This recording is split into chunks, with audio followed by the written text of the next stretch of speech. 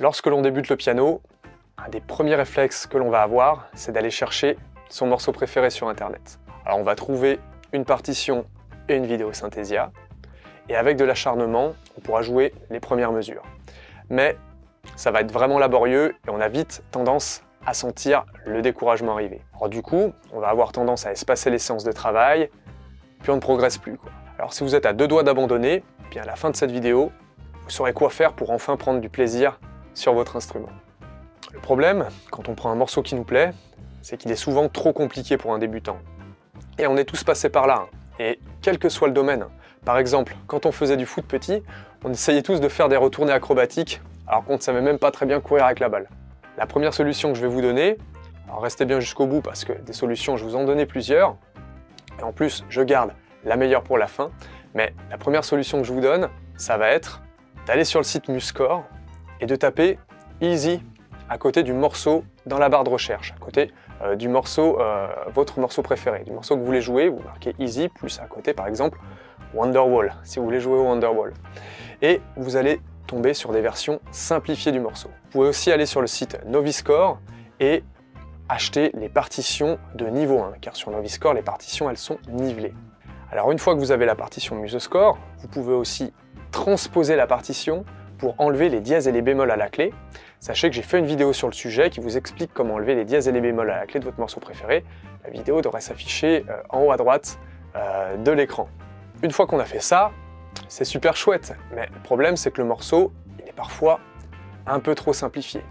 Et donc, ça sonne pas toujours très bien. Même simplifié, ce format de lecture, clé de sol et fa, il reste compliqué à assimiler, des fois, il y a toujours des difficultés. La deuxième solution, ça va être de se diriger vers des recueils de partitions classiques pour débutants, type la méthode Rose.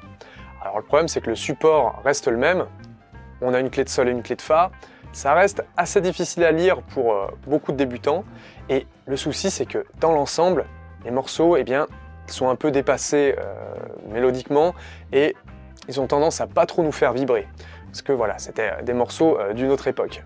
Mais ça peut rester une solution. La troisième solution que nous allons avoir, ça va être d'aller chercher des exercices sur YouTube avec des enchaînements d'accords. Mais le problème, c'est que ça reste des exercices et ça va pas être nos morceaux préférés.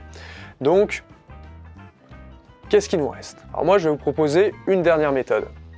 Cette méthode, elle va vous permettre d'acquérir une compétence primordiale au piano. Elle va vous permettre de vous faire plaisir avec vos morceaux préférés. Cette méthode, ça va être d'apprendre à jouer les accords de vos morceaux préférés avec des rythmes plus ou moins sophistiqués. Par exemple, pour la bohème, on va pouvoir faire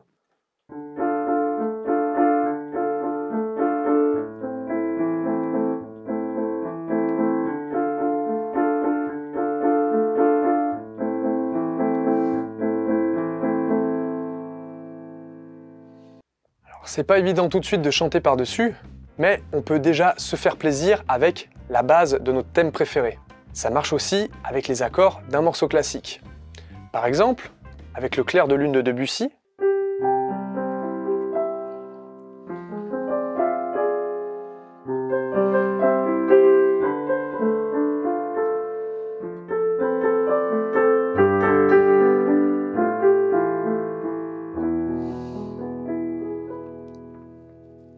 eh bien, on peut simplement jouer les accords de façon un peu plus sophistiquée.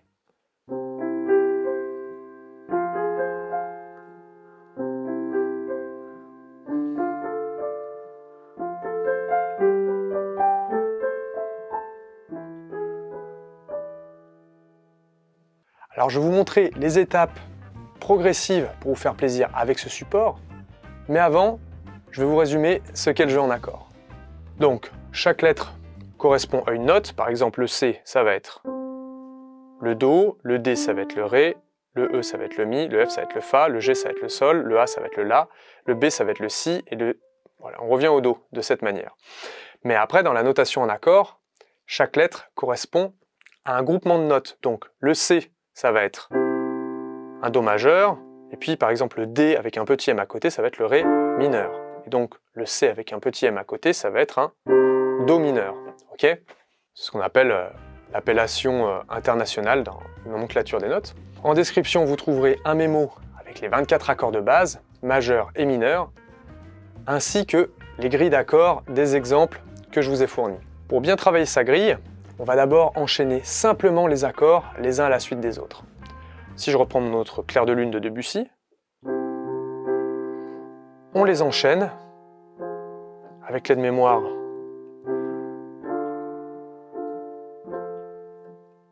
que j'ai pu vous donner de cette façon. Puis ensuite, la première rythmique que l'on peut faire, ça va être une petite rythmique de balancier. On va bien mettre la pédale de sustain. Vous voyez, elle s'affiche, c'est la barre jaune qui s'affiche. Donc on va avoir cette petite rythmique de balancier. Notre premier accord de Do majeur, on peut le... Voilà, d'abord faire la main gauche, puis après, on change d'accord. On peut même doubler comme ceci.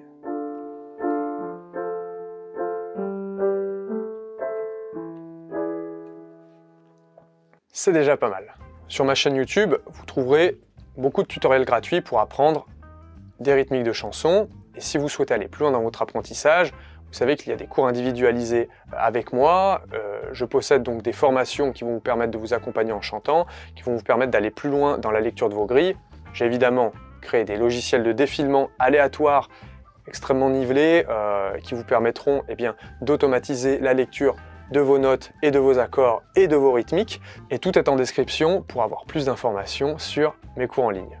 Si vous souhaitez trouver des grilles d'accords qui vous plaisent, je vous invite à aller voir le site Ultimate Guitar et ainsi que le site La Boîte à Chansons. Voilà, il y a énormément de grilles d'accords. Les liens sont dans la description. Pour résumer, ce que va vous permettre le jeu en accords, ça va vous permettre de vous rapprocher de morceaux qui vous plaisent, mais de façon extrêmement simplifiée. Ça va vous permettre aussi d'apprendre une technique de base en musique, ça va être la technique du jeu en accords. En plus de ça, ça permet de consolider des compétences rythmiques, ce qui est assez intéressant.